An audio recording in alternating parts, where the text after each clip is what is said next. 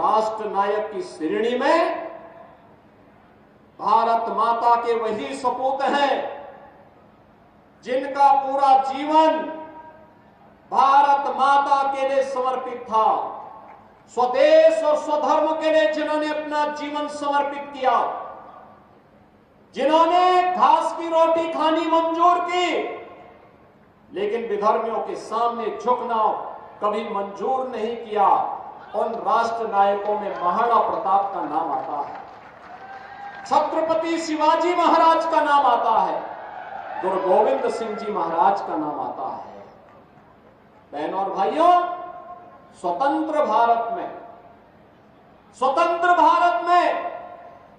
इन राष्ट्र नायकों का आदर्श हम सबकी एक प्रेरणा है और वही प्रेरणा के बल पर हम लोग कुछ कर पाते हैं।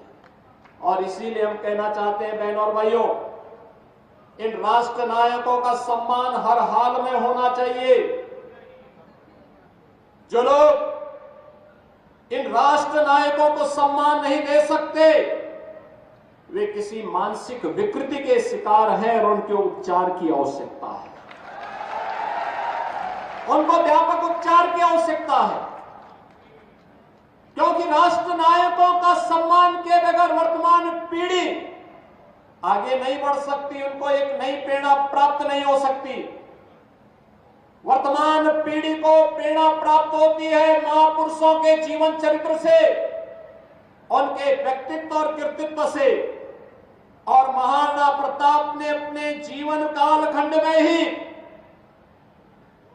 मेवाड़ राजवंश से जुड़े हुए वे सभी क्षेत्र जिन्हें कभी अकबर ने हड़पने की कुत्सित चेष्टा की थी, उन्हें वापस लेकर के अकबर को भी घुटने टेकने के लिए मजबूर कर दिया था।